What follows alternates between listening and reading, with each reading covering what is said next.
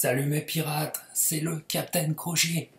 Boum pour une nouvelle émission. Et oui, pas un live, ça change un petit peu. Mais cette petite émission, cette petite vidéo que j'ai envie de faire fait suite à nos longues discussions dans les labs, les libres, antennes, box. Abonnez-vous à la page. Mes pirates, si vous ne l'avez pas encore fait, les labs, c'est chaque semaine, c'est des débats box à n'en plus finir, vous le savez très bien avec moi. Et il me fallait, on est au mois de février, on s'est engagé dans le mois de février, on est déjà en février 2020.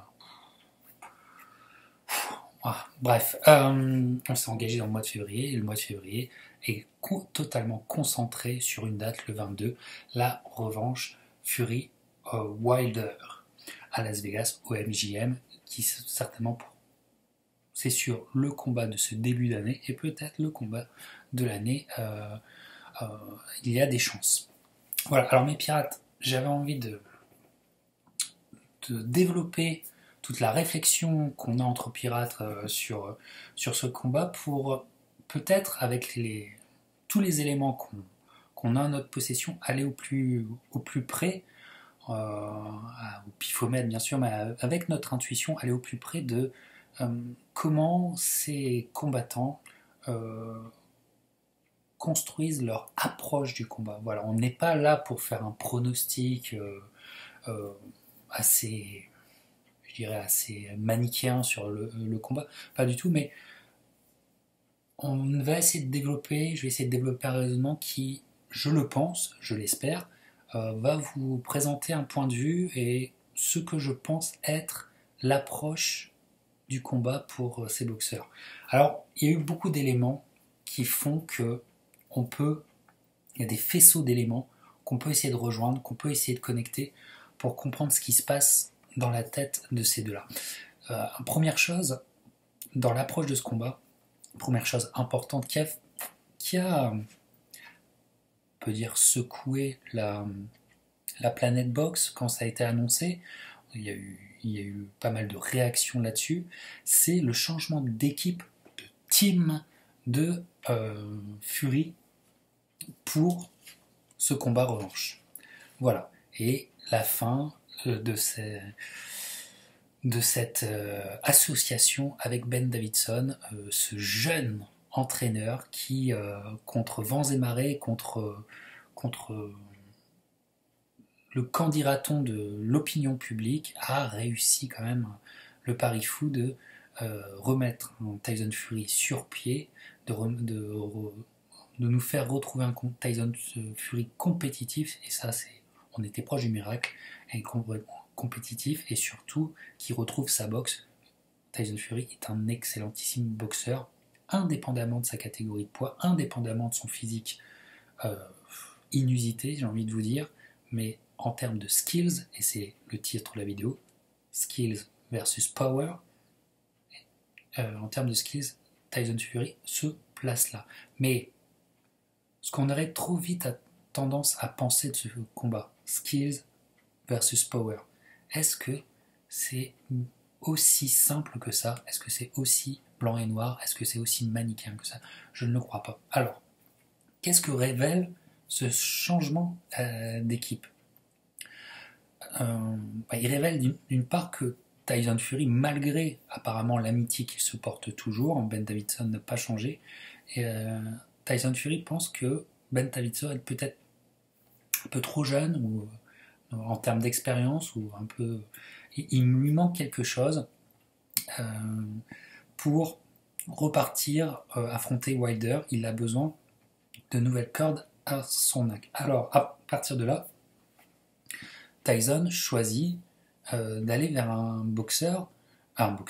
entraîneur qui, ça a surpris pas mal de monde, à bien réfléchir, c'est absolument pas surprenant, c'est un choix dont je vais essayer de vous expliquer, ultra réfléchi, et je pense depuis longtemps, et je crois depuis décembre 2018, il l'a en tête. On va voir. Ce choix se reporte sur Sugar Hill. Sugar Hill, neveu du légendaire, dois-je le présenter, Emmanuel Stewart, le fondateur, enfin le légendaire entraîneur aussi, commentateur des grandes heures d'HBO, Emmanuel Stewart, associé à tout jamais à la ville de Detroit, avec le Kronk Gym. Voilà. Et Sugar Hill vient en aide, si on peut dire, à Tyson Fury. Pourquoi ? Premièrement, indépendamment de la connexion familiale et même, je dirais, philosophique en termes de pugilistique, c'est un disciple d'Emmanuel Stewart que Tyson Fury prend. Mais en termes d'entraîneur et de ce qu'il apporte sur un combattant, la grande fondation de Sugar Hill, sa grande œuvre pour l'instant, il est dans le game depuis très très longtemps, et bien sûr tous les boxeurs de Detroit le connaissent. Il est très très facile de retrouver assez rapidement des vidéos où il est au pad avec les frères Dirrell, connexion évidente, mais sa grande œuvre, c'est un puncher énormissime, peut-être l'un des plus grands de l'histoire de la boxe, c'est Adonis Superman Stevenson. Donc Sugar Hill, on l'a souvent vu du côté du Québec, il est souvent venu là, il a fait de Adonis Stevenson cette terreur. Repensez à l'année 2013, repensez à l'année début 2014, cette saison boxe d'Adonis Stevenson, il était proprement à l'image de son surnom et même de son prénom, il était incroyable. Puncher énormissime. Et on se dit, effectivement, Tyson Fury qui dit qu'il veut devenir un boxeur puncher, qu'il veut aller vers le chaos, et le dit depuis ses 2 combats de l'année dernière. Il l'a toujours dit, il l'a toujours répété. Aussi, comme diraient les Parisiens qui veulent parler comme des Américains, ça fait sens. Ça fait extrêmement sens. Et ça fait sens. Et ce que Sugar Hill a fait avec Adonis, c'est qu'effectivement, il l'a véritablement transformé en power puncher, en boxeur qui pose ses coups extrêmement lourds, qu'il sait les placer, qu'il sait les poser dans une boxe beaucoup plus posée, je me répète, ramassée. Un Adonis Stevenson qui, si vous regardez bien en arrière, était un boxeur qui était plus en mouvement, légèrement plus en mouvement. Il a finalement ralenti le tempo et il a véritablement accentué les potards pour faire une perfection en termes de power puncher avec Adonis Stevenson. Donc Sugar Hill on se dit, va apporter ça à Tyson Fury, et c'est ce que Tyson Fury cherche. Voilà, ça c'est Sugar Hill, mais c'est pas un nouvel entraîneur pour Tyson Fury. Bien sûr que non. C'est pas un nouvel entraîneur. Ils se connaissent, j'ai envie de dire, presque depuis 2 jours, mais ça fait une décennie qu'ils se connaissent, puisque Tyson Fury est allé par le passé au Kronk Gym quand Emmanuel Stewart était encore de ce monde, et qu'Emmanuel Stewart a dit que c'était un joyau du futur. Il avait déjà décelé ça. Et donc Sugar Hill le connaît quand Tyson Fury faisait ses prémices. Ce qui veut dire que Tyson Fury connaissait Klitschko, avait déjà pu humecter le cas Klitschko, et qu'ils étaient dans le radar de l'un l'autre avant que nous-mêmes on le sache. Voilà, donc cette connexion Kronk Gym, cette connexion Detroit, cette connexion Emmanuel Stewart, j'ai envie de l'appeler, est profonde et vient dans les débuts de carrière de Tyson Fury.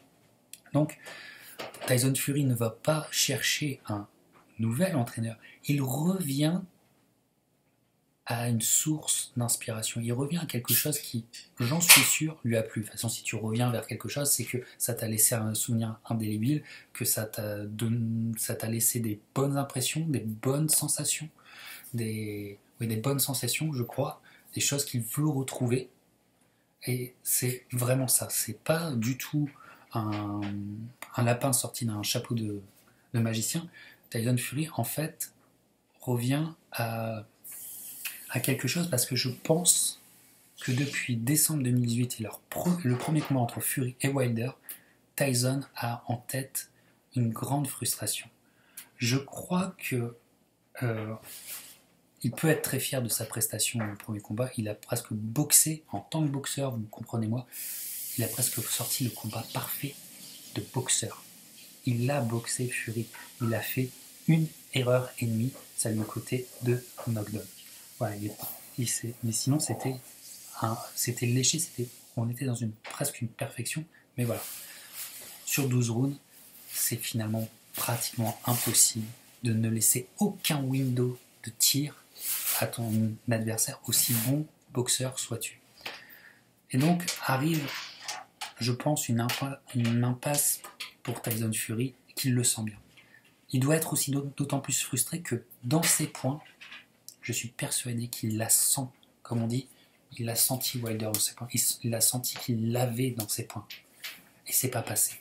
Et que les moments d'impact où il pouvait revenir, où peut-être pouvait marquer, pouvait tenter le knockdown, il n'y a pas eu ça. Il lui a manqué un je ne sais quoi, pour lui-même, un je ne sais quoi dans ses punchs, alors qu'il le sentait pas si loin que ça dans ses points.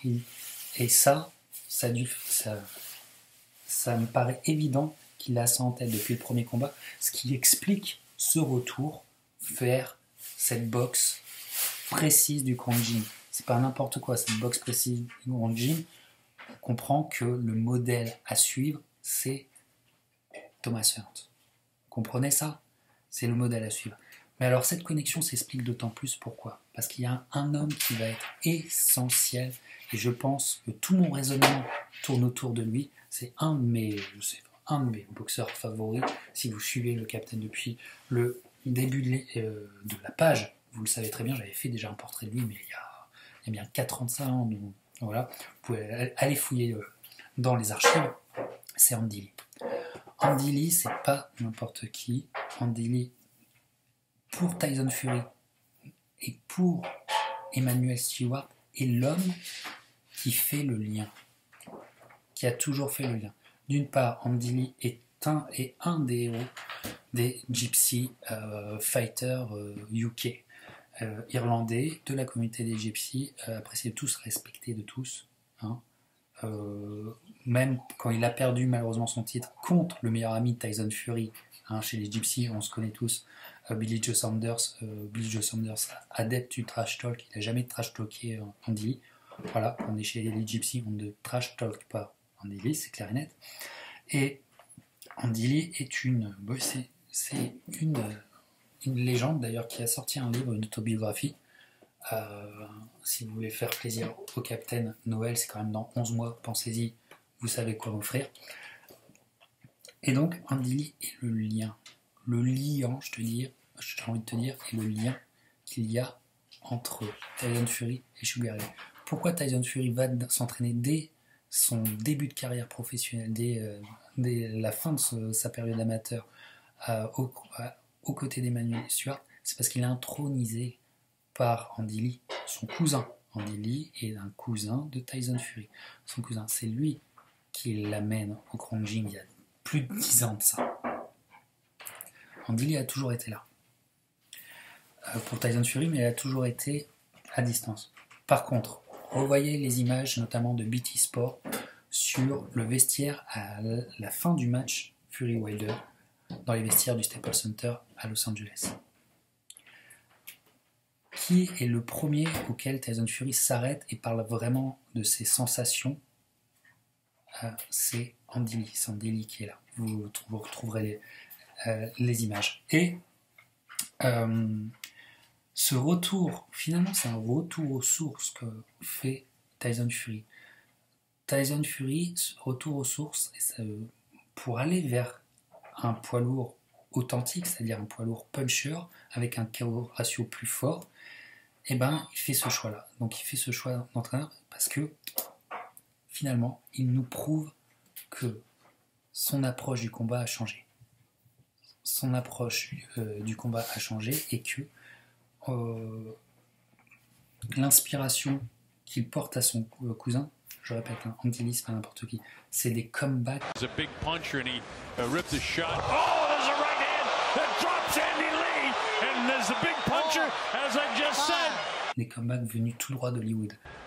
Well, I didn't see the first one, but I saw the second one. Is Jackson trying to load up some shots here? He's got it back on the ropes, nails him with a pretty good shot, and he staggered him just a bit. Look at that! Right hand, right back, and Jackson may not recover. That was a hard knockdown. The fight's all over. Jackson is knocked out. How about that, folks? Andy Lee, one punch, knocks out. C'est une carrière faite de vertigineuse en termes d'émotion. Le mec aurait dû à chaque fois perdre. Il arrive à revenir avec un crochet du gauche, un des crochets du roi, excusez-moi, le plus dévastateur que les poids moyens aient connu. Enfin bref, je pense que je vous apprends rien. Vous êtes certainement des fans d'Andy Lee.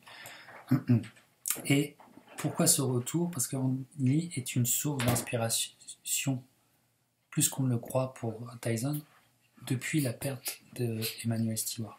Il faut comprendre que pour Emmanuel Stewart, le boxeur important à ses yeux, le boxeur auquel il était attaché le plus depuis Thomas Hearns, c'est Andy Lee.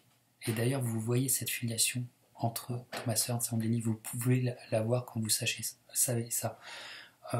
Emmanuel Stewart a revigoré la carrière de Klitschko, mais l'enfant spirituel d'Emmanuel Stewart, le dernier, si je puis dire, le dernier enfant spirituel de Stewart, c'est Andy Lee.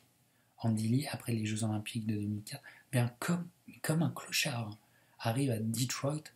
Il faut imaginer un Irlandais qui arrive dans les rues de Detroit avec rien du tout, à part son balochon, qui vient frapper à la porte d'Emmanuel Stewart, et qui c'est quelque part presque ça, comme si sa vie en dépendait. Et c'est une extrêmement belle histoire qui mérite d'en faire un film. D'ailleurs, je pense que dans Creed, on s'est pas mal inspiré du parcours d'Andy Lee. Pourquoi ? Parce que Andy Lee va être le rare boxeur, l'un des rares boxeurs, avec Thomas Hearns, avoir vécu avec Emmanuel Stewart. C'est pas s'être entraîné seulement avec Emmanuel Stewart. Vladimir Klitschko n'a jamais dormi sur le canapé d'Emmanuel Stewart. Andy Lee, oui, il a vécu. Il y a une filiation, il y a un rapport filial entre ces deux qui est évident.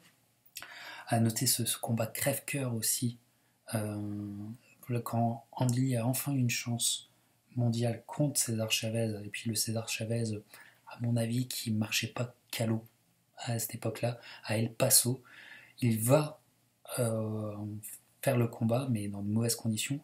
Emmanuel Stewart est déjà très atteint par son cancer. Il ne peut pas être à ses côtés.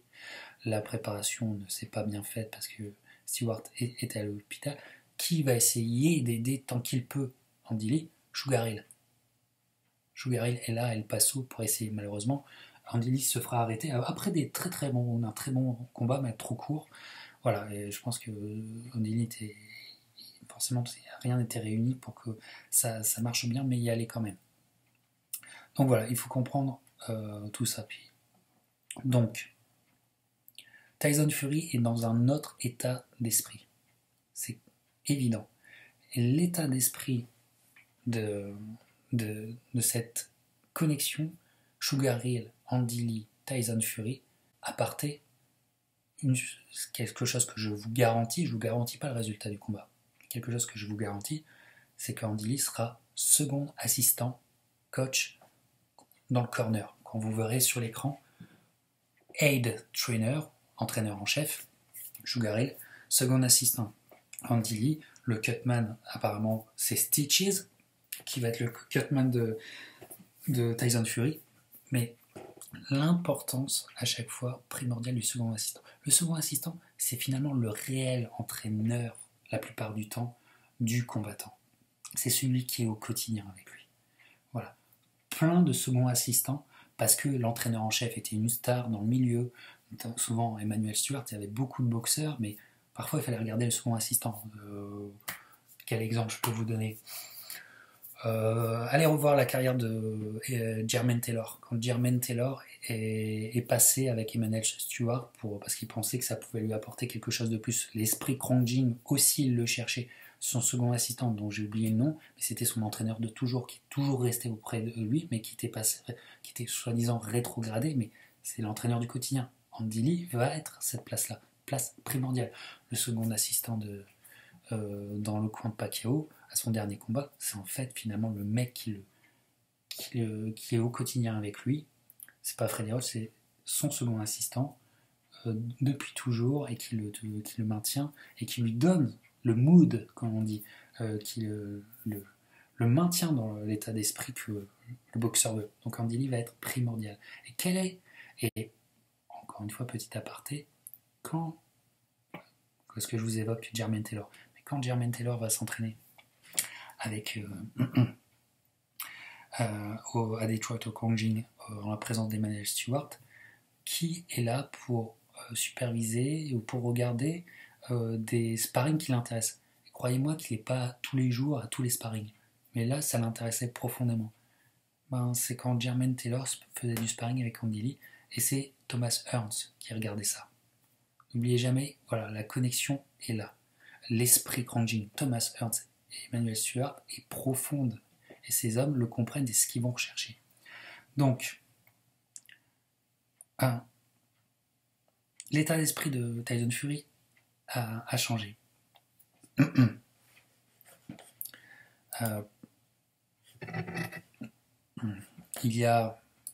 Je vais aller très vite dans mon analyse, mais il y a des interviews dans le passé que vous pouvez retrouver, on va en parler ensemble, qui me font dire ça. Et ce que je vous ai dit sur l'importance d'Andy Lee et sur ce changement d'attitude. Je vous propose de faire un petit flashback anodin, mais en mauvais français au jour d'aujourd'hui, qui a tout son sens et qui peut nous aider dans notre approche du combat. On est en début d'année, je crois on est au début février 2015. Triple G à l'époque est déjà établi comme la terreur des moyens. Il explose tout le monde les uns sur les autres. Il est à quelques jours, je crois, d'affronter Martin Murray à Monaco. Une très bonne année, peut-être son année de pic, 2015, son année de pic pour Triple G. Andy Lee, lui, est à New York. L'annonce de son combat futur en avril contre Peter Quilling vient d'être faite. Et il est interrogé par un journaliste YouTube qui lui pose la question: si toi tu devais affronter Triple G, comment tu ferais? Et là, à la différence de beaucoup à l'époque qui se disaient je vais le boxer contre un puncher, contre un power puncher, il faut boxer, ce qui est un raisonnement logique quand tu es boxeur, totalement logique. Lui va complètement à contre-courant de tout ça. On va l'écouter, hop, ouais, je mets mon petit Andy Lee, hop, on l'écoute. What works against Golovkin? I think you gotta fight him. I think you gotta, like, if I was to fight him, I'd make it a 4 or 5 round fight and just train for that and go out there and blast. Vous avez entendu? You gotta fight him. Tu es obligé de le combattre. Tu peux pas l'éviter. Tu es obligé. Ça doit. Il utilise le terme de blast. Ça va se rentrer dedans. Et ce qu'il dit, c'est que lui, il s'entraînerait pour un synchrone. C'est-à-dire, il s'entraînerait pour la guerre. Synchrone. c'est toi ou moi. Ça, on fait pas de chichi. Et connaissance le puncher qu'il était, il est très très sérieux quand il dit ça. Tyson Fury recherche cette attitude. Yeah, we're working on a knockout for this fight. Le changement d'approche est véritablement marquant et porte tout son sens dans ce qu'on appelle les inspirational fights. Excusez-moi mon grand accent anglais à mettre à la poubelle, mais les fights d'inspiration. Ouais, les boxeurs sont aussi comme nous, fanatiques de boxe. Ils ont besoin, pour approcher certains combats, ils ont besoin de se replonger. Ça, c'est très intéressant dans l'histoire des grands combats, et de trouver le combat inspirant pour à la fois permettre un très meilleur travail de visualisation. Ça contribue à un travail de mimétisme qui est extrêmement important. Ça peut jouer techniquement, parfois c'est un petit rien, mais qui peut faire la différence. Mais aussi véritablement se conforter dans l'approche du combat. Quelle est l'approche du combat de Tyson Fury pour le premier combat? Le fight d'inspiration, le combat d'inspiration de Tyson Fury, il est clair. C'est Leonard contre Hagler. Et Tyson Fury le répétera dans d'innombrables interviews, podcasts, à l'approche du combat. Il répétera cette référence encore et encore, ce qui veut bien dire qu'il se plongeait encore et encore dedans. Et il voyait un vrai parallèle entre lui et Sugar Ray Leonard. Entre lui et Sugar Ray Leonard. D'ailleurs, on va l'écouter. Look, I think it's been done. People have done better jobs of comebacks than this. Sugar Ray Leonard had 5 years out now. He had one comeback fight 5 years before he fought Marvin Hagler. Yeah, and he still beat him. Yeah, and he was in a crack den. At least I wasn't in a crack den. That's rock bottom. I was just on Tony Montana and beer. Ça, je vous mets pas les images, c'était une émission de Showtime avec Brenda Chubb, ce gros casual, ami de Joe Rogan, qui était parti interroger à Big Bear Tyson Fury, et il a répété cette référence plusieurs fois. Oui, il y avait un vrai challenge qui peut être comparable entre ce retour de Tyson Fury, puis ce retour aussi de Leonard contre Hagler après un layoff de plusieurs années. Voilà, et il s'inspirait de ça. Et donc il s'inspirait d'un boxeur qui a choisi la stratégie de boxer. Et quand vous regardez ces deux combats en parallèle, avec l'état d'esprit de Tyson Fury, mais il a fait un mimétisme qui est assez impressionnant. Extrêmement impressionnant. Il a tenté, et il a la plupart du temps réussi, le fait de boxer Deontay Wilder comme Leonard a réussi par séquence, peut-être moins amplement que Tyson Fury, par séquence à boxer Hagler. Et voilà aussi le mood. Maintenant, quel mood est-il? J'en suis persuadé. Il est dans un mood complètement différent. Il est dans un mood qui pourrait s'apparenter à un autre combat. La guerre. Et là, on est sur Hagler contre Thomas Hearns. Alors c'est bizarre parce que Thomas Hearns, la référence du Krang Jim, a été la victime d'Hagler dans cette guerre absolue. Mais ce changement d'approche nous dit quelque chose de profond. C'est que, et là, il ne dit rien, mais là il y a quelque chose qui doit être mis au crédit de Wilder, et en quoi Wilder, malgré ses déchets techniques, malgré cette frustration qu'on a à le voir, à se demander d'où il sort ces gestes-là, mais bon, il a créé sa propre personnalité boxe, qui, pour tout éducateur, doit être dur à regarder, mais c'est pas grave. Mais Wilder, malgré l'écart abyssal de skills, Je te parle de boxing skills. Entre Fury et Wilder, Wilder a profondément marqué Fury. Et dans la guerre psychologique qu'il y a entre les deux actuellement, celui qui a montré qu'il l'avait atteint au premier combat, c'est Wilder. Parce que Wilder va rester lui-même, soyez-en sûrs, pour ce second combat, il n'y aura pas d'énormes changements chez Wilder. D'ailleurs, d'une part, je pense qu'il ne le peut pas, et d'autre part, je pense qu'il n'a pas l'entourage pour avoir des nouvelles nuances. Il ne change rien, rien ne va changer du côté de Wilder. C'est pas le problème. C'est que Wilder, aussi perfectible soit-il en termes de skills, il a tellement marqué Fury qu'il a fait modifier les convictions profondes de Fury en termes de boxe. Fury est un boxeur. Voilà, c'est presque une tautologie ce que je viens de vous dire, mais Fury est un boxeur. Fury, c'est des adages comme skills pay the bill, tu vois, tes habilités, c'est ça qui te paye, c'est ça qui te donne ton salaire. Hit and not get hit, tu vois. Ça, c'est des adages qui sont proprement logiques avec tout ce que la boxe de Tyson Fury a toujours été. Regardez son combat contre Klitschko, ça me paraît évident. Mais que le Tyson Fury maintenant soit dans un tel autre mood et qu'il nous donne les signaux de ce nouveau mood, de cette nouvelle attitude, de cette nouvelle approche, et pour moi, fait dire que c'est Fury qui a modifié ses convictions boxe. Et c'est Wilder qui a fait modifier les convictions boxe de Fury.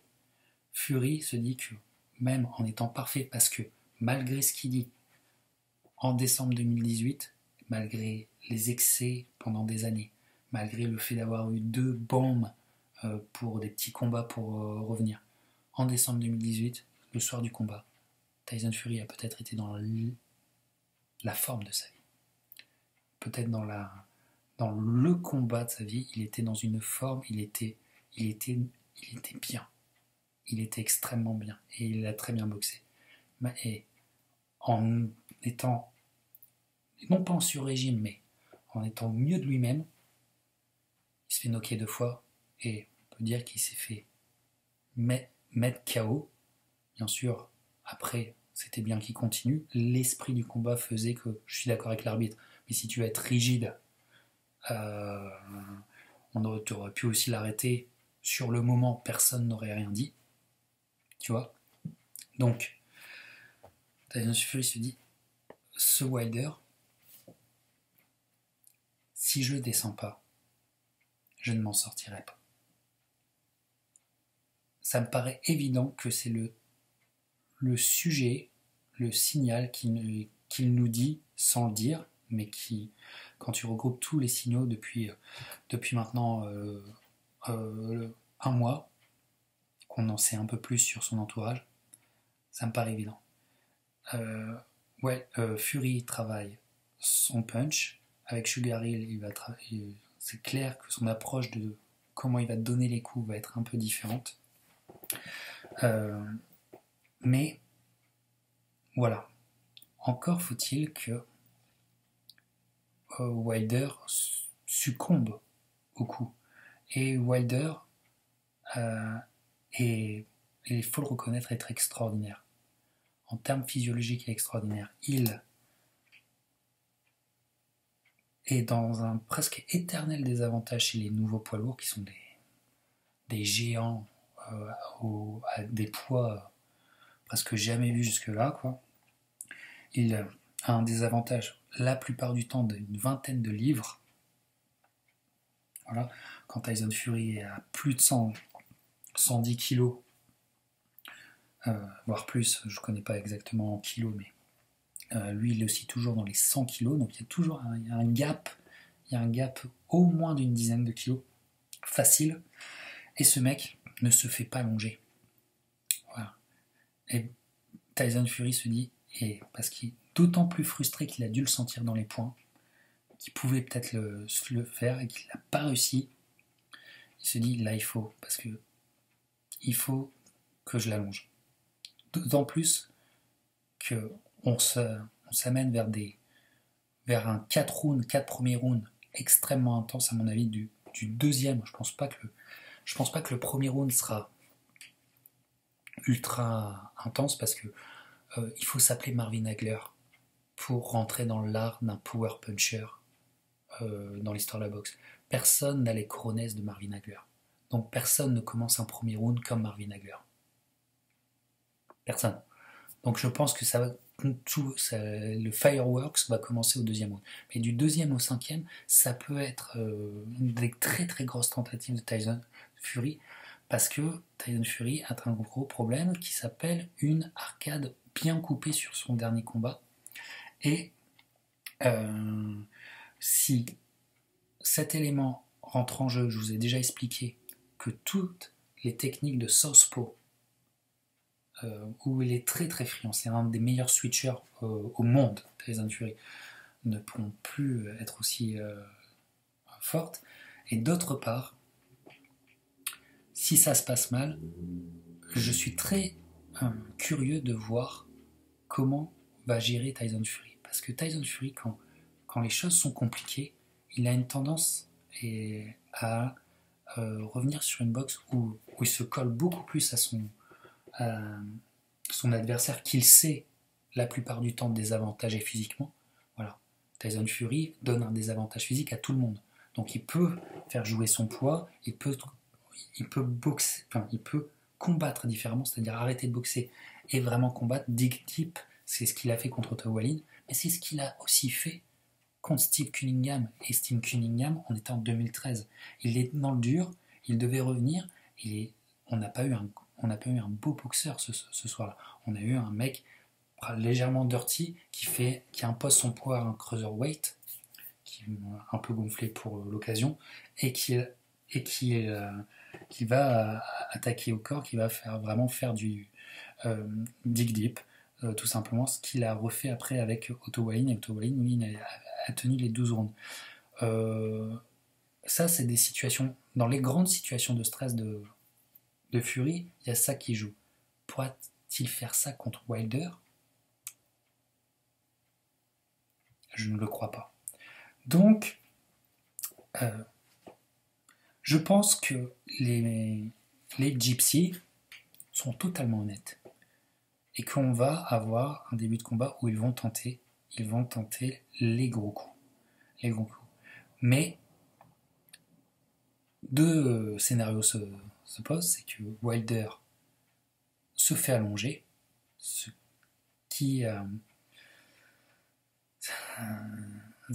qui peut quand même arriver, mais qui m'étonnera quand même, où Wilder ne se fait pas allonger, et là, tout deviendra compliqué. Alors, la grande question pour Tyson Fury je vous dis, c'est le thème de cette vidéo, qui a fait un tel changement de conviction boxe, c'est que pendant le combat, si ça se passe mal pour lui, va-t-il faire du rétropédalage ? Est-ce que, on va dire, si nous alentours du 6e round, ça se passe pas comme il voulait ? Parce que, je vous répète, il a annoncé qu'il se le faisait en 2 rounds. C'est pas anodin qu'il dise ça. Il est en confiance, ou peut-être qu'il essaye de s'imposer la confiance, mais c'est pas anodin. Vu ce qu'il travaille en ce moment avec les gens avec qui il travaille, c'est pas anodin qu'il dise ça. Et je pense que le 2e round est le round à ne surtout pas rater. Ça, c'est mon pifomètre qui oublie. Mais non pas ce qui est intéressant, parce qu'on va pas quand même lui souhaiter dans le dur, mais ce qui sera à voir, la vraie question de ce combat, et encore une fois, tout est du côté de Tyson Fury. La vraie question, c'est est-ce qu'il va se renier ? Est-ce qu'il va renier sa nouvelle approche et que le boxeur va revenir pour s'échapper, pour survivre, pour gagner du temps ?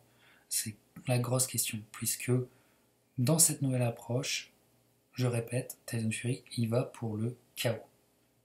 Ça sera à toi ou à moi, et il y va pour le chaos, c'est-à-dire, je pense qu'il va être toujours aussi en mouvement, mais que les coups vont être portés d'une façon totalement différente. Alors Wilder aura-t-il des ouvertures ? Saura-t-il les utiliser ? Moi, je crois que oui. Je crois qu'il saura les utiliser. Puisque dans un premier combat aussi compliqué du côté de Wilder, combat presque à la ramasse, le mec est d'une confiance incroyable. Je veux dire, psychologiquement, au 12e round, le mec n'était pas encore battu. Beaucoup, la plupart d'entre nous, la plupart des boxeurs poids lourds, au 12e round de leur premier combat, mentalement, ils auraient peut-être déjà abdiqué. Lui, Wilder a dit n'est pas de cette trempe-là, et la preuve, c'est que le window, la fenêtre s'est ouverte au 12e, et il ne s'est pas privé, et ça s'est joué en une fraction de seconde. Donc, combat extrêmement intéressant si vous pensez que la boxe peut être aussi un terrain de grand questionnement de philosophie pugilistique, comme je l'appelle, moi je crois pertinemment. C'est une des affiches les plus intéressantes à réfléchir. Fury Wilder 2 est une des affiches en boxe les plus intéressantes à réfléchir. C'est un vrai plaisir intellectuel à avoir, et finalement ça c'est rare, c'est de plus en plus rare des affiches où le meilleur de nos raisonnements box sont en jeu. Donc voilà, la petite réflexion que je voulais vous dire, il y a des grands changements, il y a des schismes dans la tête de Tyson Fury qui se sont effectués. Alors, est-ce que ces nouvelles convictions vont être marquantes, vont le faire gagner, ou est-ce qu'elles vont le faire périr? Et bien, c'est finalement toute la question du combat du 22 février.